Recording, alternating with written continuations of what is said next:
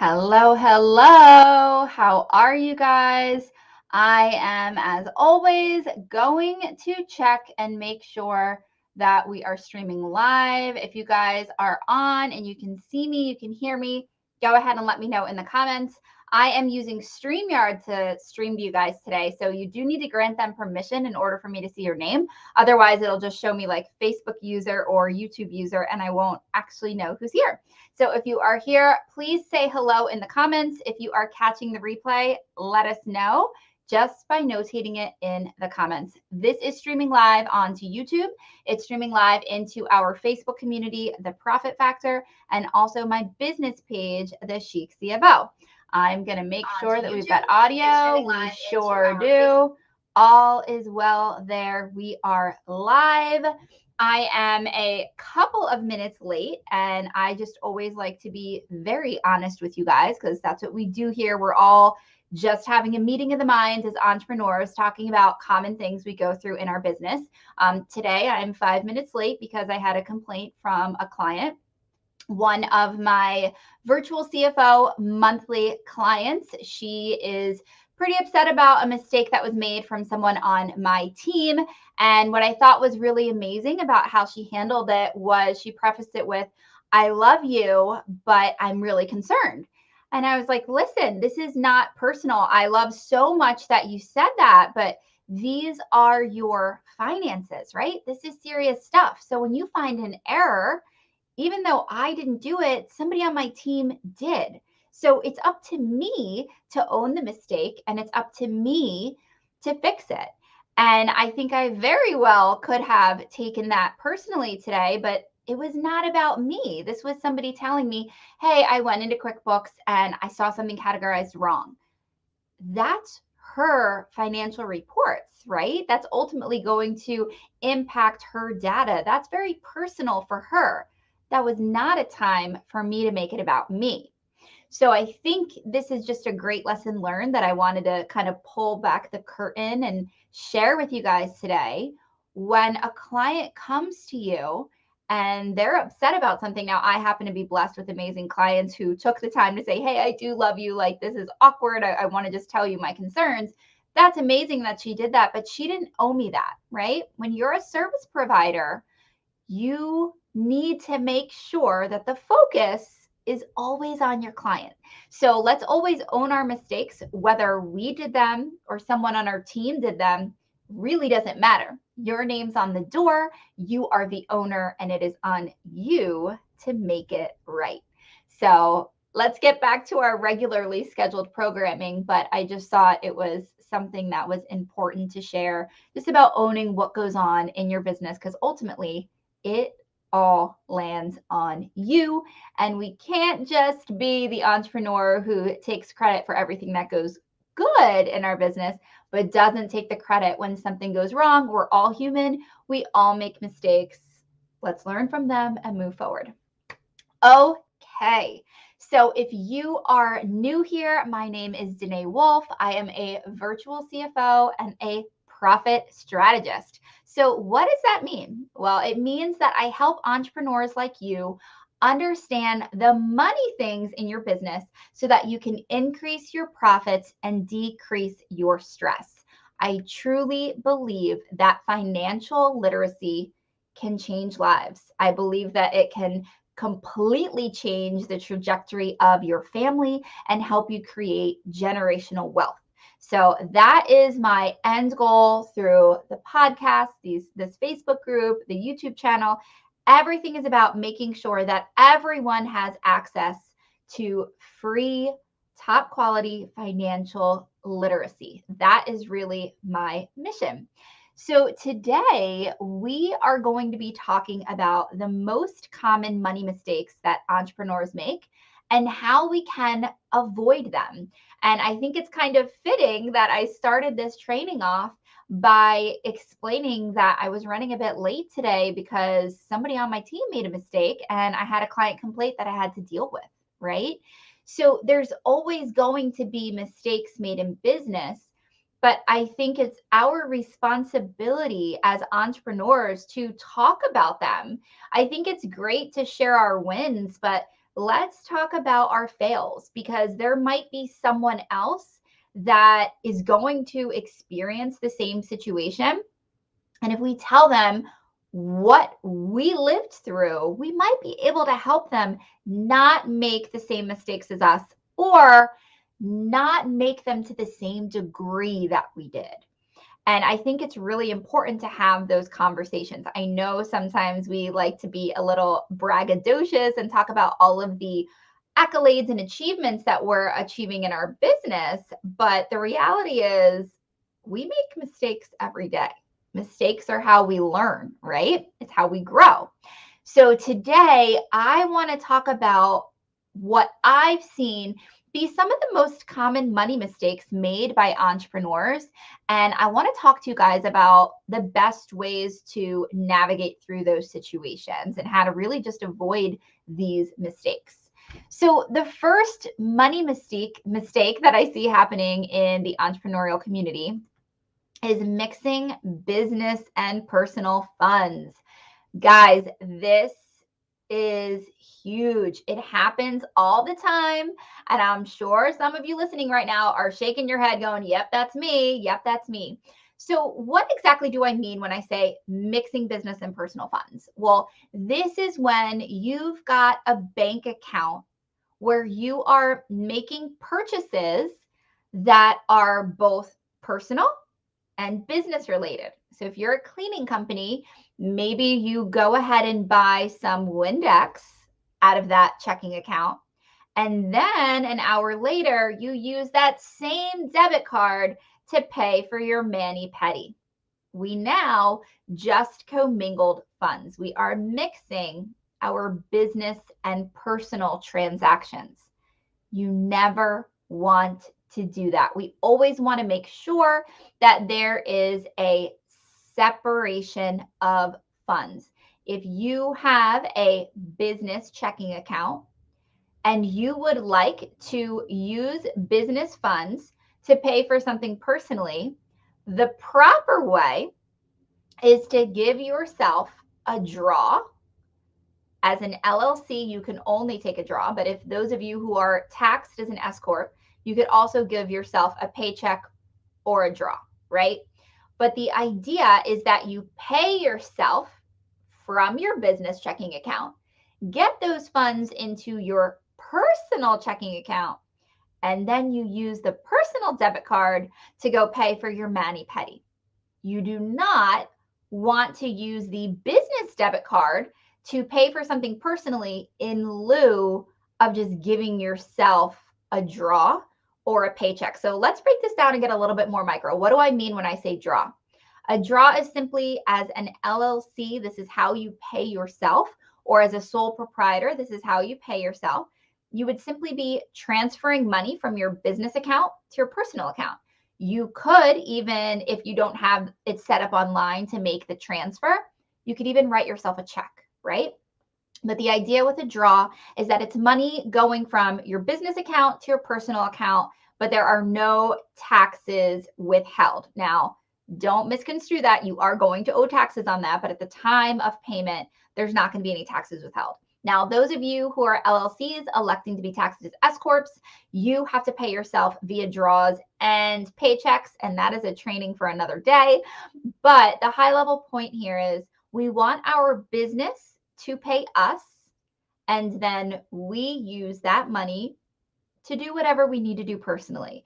We don't want to skip that middle step of the business transferring the money to our personal checking account. We never want to commingle those funds. I always strongly suggest that your business has its own business checking account.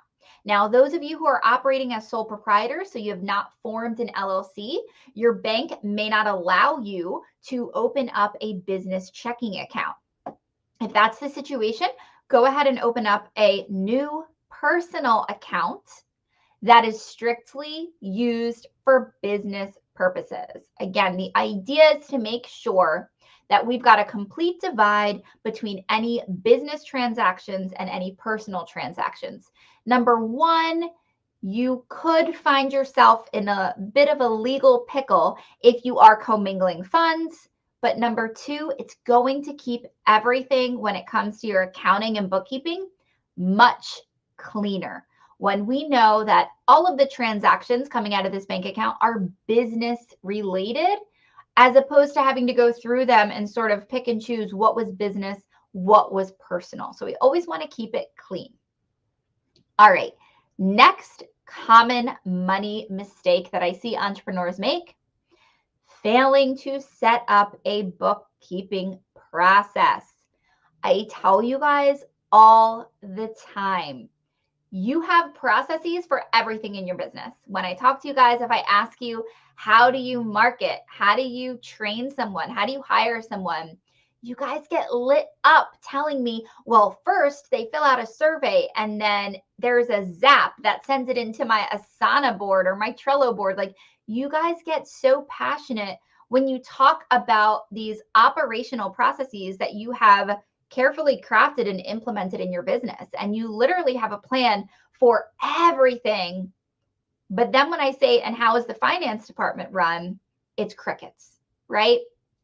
You guys know just from other operational things that you do in your business, if you have a workflow, if you have a process, a checklist, it's much easier to stay on top of it. Because even if it's something that we do all the time, we have our days where our brain is just mush. You guys have all experienced those days, all right? We have those days where we wake up and we're like, I am not on my A game today. So if we have to kind of do even the littlest bit of thinking, it's going to send us into a tailspin because we're just not at our full capacity.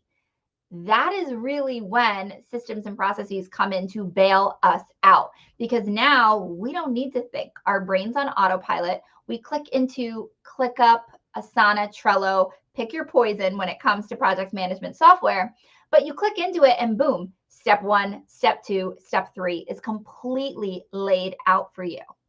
Well, this is exactly what you need when it comes to bookkeeping, okay? Bookkeeping is not something that is optional. And I think a lot of times it's treated like that. I think that in the entrepreneurial community, there's a lot of emphasis on marketing, hiring, training, a lot of things that can be a bit more exciting to talk about: website design, branding, how our customer experience. And we spend a lot of time on that stuff, but bookkeeping really gets put to the back burner. Nobody really wants to talk about it. I've shared with you guys before. I mean, it's statistically proven that most entrepreneurs tend to be creatives, right? That's a completely different side of your brain than an analytical financial standpoint, right? So for most of us, bookkeeping is not something that speaks to our zone of genius, which is all the more reason why you need a checklist in place, right? You need a process. You need to take the time to say, okay, how does the accounting process work in my company? What is our bookkeeping process? I get a receipt from Staples. What do I do with it? What is the procedure? What have I designed? What's the process I've designed that works for me? And I really want you to think about this step and just ask yourself, what's our bookkeeping process? Many of you are probably going to say, we don't have one. And if that's you, I want you to really focus on it. Now, I've got my course for those of you who are looking to do this yourself, Profit Perfects. I will go ahead and drop it in the link here. That course is going to teach you exactly how to design a bookkeeping process from start to finish. But if you're in a situation where you're like, hey, that's not really my thing, that's not a good use of my time for me to do my own bookkeeping, and you want to outsource to somebody like myself, go ahead and reach out to me. Send me a PM. I'd love to talk to you. And even if it's not me, find someone else to work with, right? My point is, we need to make sure that the bookkeeping is happening, and we need a process in place, whether it's a process that you yourself do personally, maybe your assistant does it, or you outsource to a company such as mine. Just get the process in place. Third mistake that I see happening, really just blowing through the entrepreneurial community like a wildfire, is failure to track your cash. Guys, cash is queen when it comes to business. All right. The number one reason that companies go under is a lack of cash. And here's what I want you guys to know. And I want you to really listen to me because it's something that I say and it typically blows people's minds. Even a profitable company can have cash issues. 100% truthful. You're probably, wondering, how is that possible? How is that possible? I assure you, it is possible. Everything is going to come down to timing. So maybe you make $30,000 in revenue over the course of the month and your expenses are $28,000. So you should have a $2,000 profit. So you have more than enough money to pay all the expenses. Well, maybe the first week of the month, you only bring in about $5,000 in revenue, but you owed $10,000 in expenses. You're a profitable business with a cash flow problem. So it's extremely important that we are tracking our cash. Cash is queen. And if you are an entrepreneur who typically logs into the bank account and you kind of do the thing where you're like, oh, let me take a deep breath before I look at that balance, because you've got that, beating of your heart, like you can feel it in your ears, like you really are like panicking because you might be in the negative, right? And you guys, you're nodding right now. If this is you. If you get an extreme anxiety attack logging onto the bank because you're like, shit, I might be overdrawn, you are in a situation where you need to be tracking your cash daily, okay? Now, if you're not someone whose bank account, gets overdrawn or anything like that, I still strongly encourage you to track that cash weekly. I've seen situations where an entrepreneur is like, oh my gosh, my rent check was never cashed in June. My landlord just didn't cash it. Well, now you thought you had 10 grand in the bank and you really only have 7 because that check is eventually going to be cashed, right? So it's really important that you are staying very much in touch with those cash balances and that you know what is expected to come in this week from sales and revenue and what is expected to go out the door from expenses, because cash is queen and cash can literally make or break your business. All right, next money mistake, guys, failing to create a budget or stick to one. Kind of feel like I have to sneeze. So I know excuse me, guys. I know that we as entrepreneurs, again, coming from the creative point, we don't want to hear the B word, right? The B word of budget almost sounds like the D word of diet, right? We don't want to ever be restricted. We don't want to ever be confined.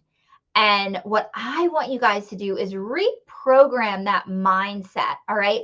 A budget is not here to confine you, okay? A budget is actually here to expand you, all right? When you actually know what your budget is, you are so organized with your finances at that point that you are completely seeing your company in a brand new light. Your perspective has completely been changed. What we focus on, we create more of, right? So if we are focusing on where our money is coming from, where our money is going, and we are setting goals for ourselves that we are not going to spend more than 10% of revenue on marketing.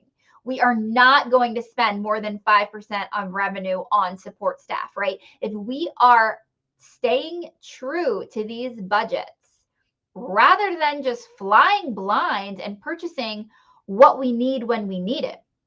What if we actually had a system in place that said, okay, I know that our computer is starting to break, but that doesn't mean I'm going to go throw it on a credit card, because based on my budget, I save so much each month. And I know that within 3 months, I'm going to be able to buy a brand new laptop. So maybe for now, I'll just do this cheap repair on the laptop until I get to the point in 3 months where I can have it. But you're not even going to know that it's a 3-month trek to be able to save for that laptop if you don't have these budgets in place.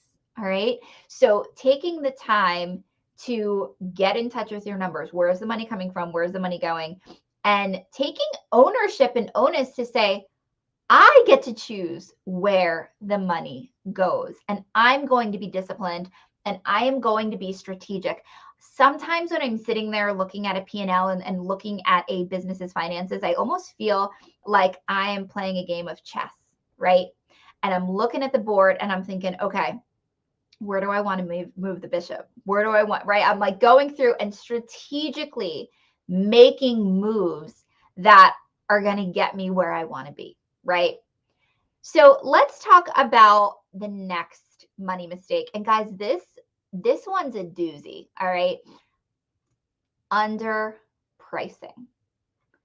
So often in the entrepreneurial community, we talk a lot about setting our prices based on cost of goods, right? Based on COGS. I think most of you are very familiar with that term. And I think that most of you know, maybe not most of you, but a higher percentage of you guys know what your cost of goods is.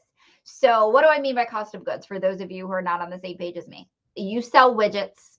The cost of goods are all the pieces and everything it takes you to put together the widget. Okay, you're a restaurant, the cost of goods are going to be all the food, everything like that. Even the plasticware that you wrap the sandwich in before it goes out the door. That's all going to be your cost of goods sold.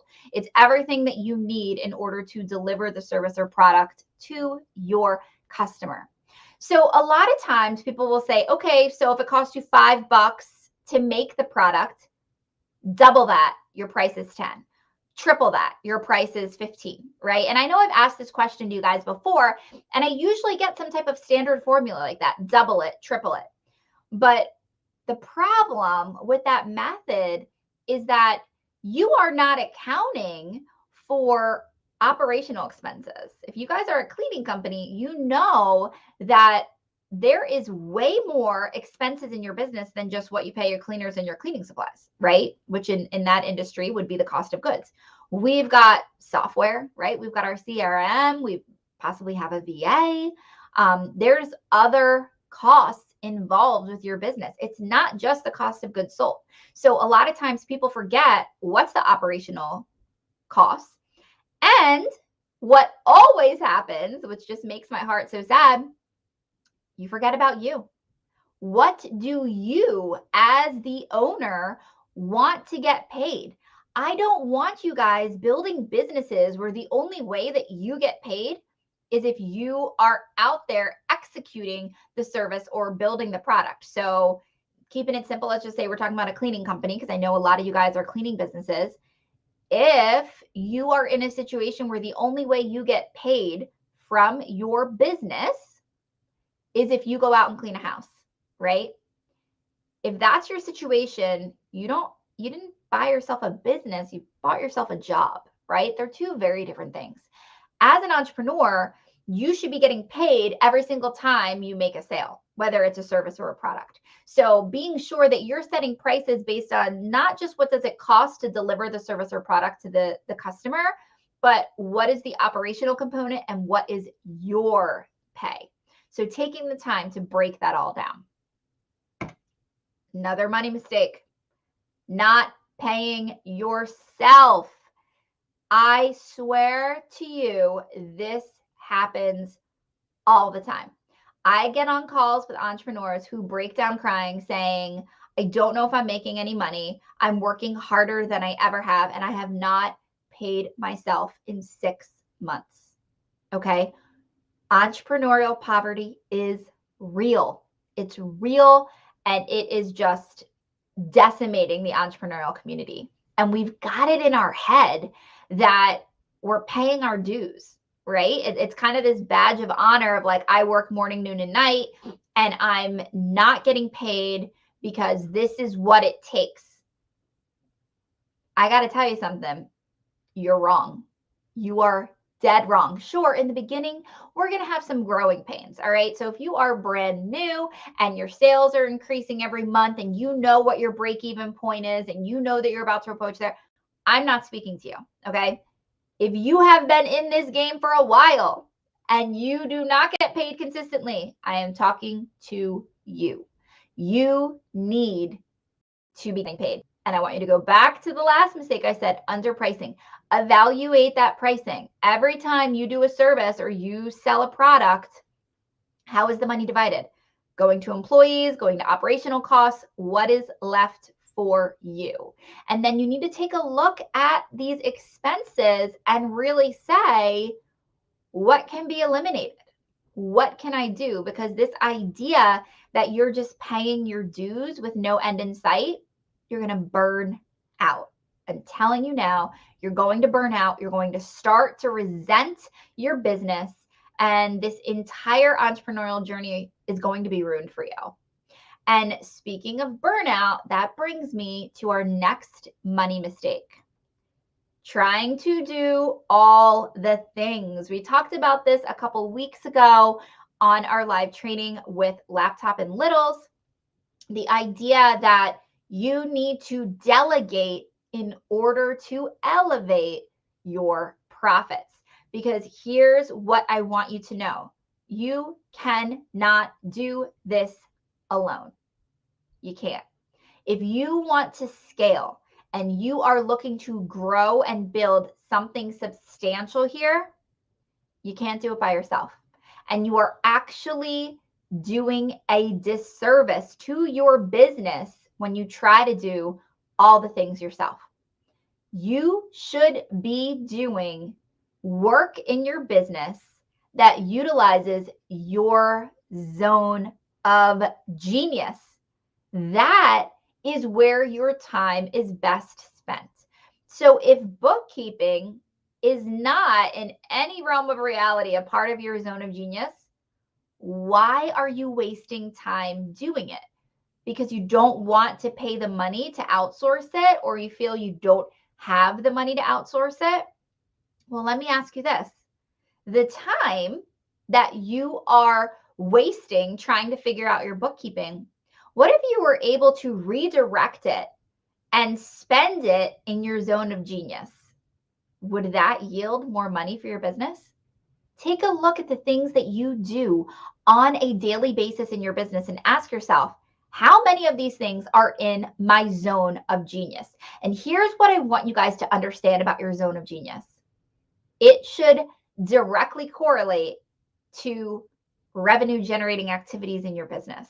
All right. So if your business is a good fit for you, it will directly have its revenues impacted when you work in your zone of genius. Because we always want to make sure that the companies we are building and sacrificing for are in line with who we are. We don't want to be fitting, what's the saying, a square peg in a round hole. We don't want to do that. So the best test is to say, what's my zone of genius? What am I really good at? What comes naturally to me? And then when you apply that to your business, does it yield results, monetary results, right? Those two things need to be aligned. And if those two things are aligned, then it makes zero sense for you to be spending substantial amount of time on things that are not in your zone of genius. Because if you were able to redirect that time, spend it in your zone of genius, you're going to make more money. The next mistake I see is hiring too quickly. All right. I started off today sharing with you guys the fact that I had a client complaint before I started this live training. And it was a mistake that someone on my team made, and I'm owning it, and we're going to fix it, and we're going to hop on a call as soon as I'm done this live training. That is par for the course when you hire, okay? When you've got people on your team, it is inevitable. Mistakes are going to happen, okay? Someone on my team made the mistake today. Maybe I'll be the one who makes the mistake tomorrow. That's just what happens. We're human. We all make mistakes. But here's the thing. When I found out about the mistake today, I did not for a second doubt the ability of my team member. Not once. I knew It was a mistake. It wasn't something that I had to spend a lot of time on questioning and thinking, and is she a right fit? Is she not the right fit? No, because I am beyond a shadow of a doubt with all of that. And why? Because I took my time to hire her. And something we see this just general in life, right? If you've got a friend that they're such a great, wonderful person, right? And they maybe have a bad day, you don't think, ugh, what a scumbag. No, you're like, I know this is an amazing person. They had an off day, right? We need to have that level of competency with our team, right? Only way to do that is with time. Taking your time to hire them, all right? Too often in the business community, we throw money at our problems. So we got an issue in our company, hire someone, plug the hole, right? Plug the hole, fix the leak. Not all team members are created equal, right? You need to make sure that you are taking the time to ensure that they're the right fit, to ensure that they are going to be bringing something to your team, to ensure that when you find out they made a mistake, it's just that it's a mistake and not an indication of a lack of skill set. And that comes with time. And it's not something where you're just going to be able to find somebody on the internet and boom, slap them with a job title and sign off for the day. Let them take it. No, it doesn't work like that. I really want you guys to, again, take ownership, right? Your name is on the door. Everything is ultimately up to you. So I want you to take your time with bringing team members on board. And I didn't put this in the comments at the bottom, but one thing that people often will say after, hiring too quickly, right? They'll say slow to hire, fast to fire, right? That is usually the mindset that is going to work best. And it's a very common saying in the industry, but I like to believe if we've hired slowly and we've taken our time, we shouldn't be in a situation where we have to fire quickly, right? Because there should be that level of trust there where we're able to say, this was a mistake. Now, listen, guys, we see patterns. We know, hey, okay, mistakes are happening all the time. That's very different, right? But if we are able to put ourselves in a situation where we didn't make a desperate hire, right? Never hire when you are in a place of desperation, right? Because you're going to make a bad choice. Just like they say, don't go to the grocery store when you're hungry. You're going to make bad choices, right? We don't want to do that. We don't want to do that. Get the ring dings out of the grocery cart. That's not what we're doing. We're taking our time and we are making sure that if we are opening up our doors to a new team member, they are the right fit. Because if you throw them in to plug the hole, it's going to cost you money in the long run. And the final money mistake, failing to automate. Okay. Time is money, guys. Time is money. Time is our absolute greatest currency because think about it. What are things we covet in life, right? We've got time, energy, money.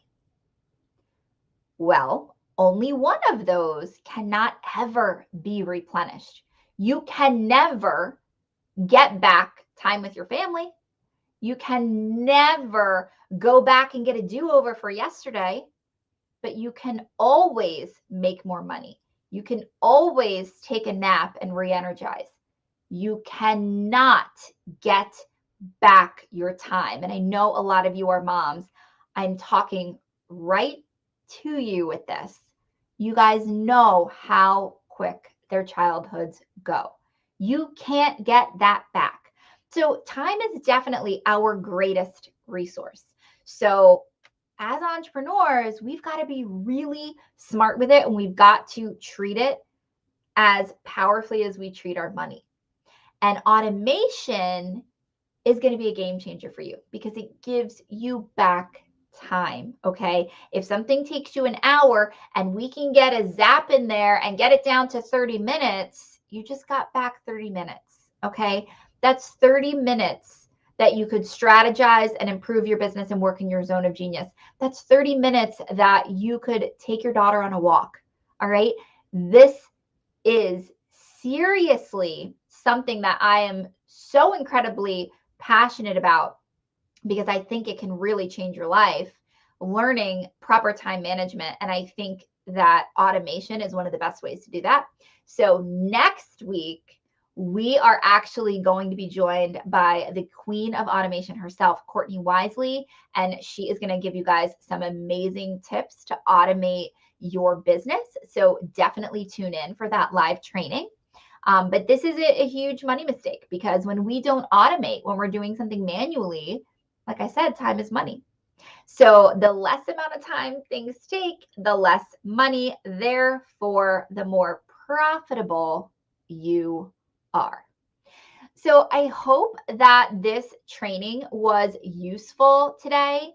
These are definitely mistakes that I see happen all the time. And if even one of them spoke to you today, or even one of them gave you an idea of how to navigate a situation that maybe you haven't encountered now, but maybe you will a week from now, a month from now, a year from now, then I really hope that it was beneficial. As always, thank you guys for joining me, and I will see you next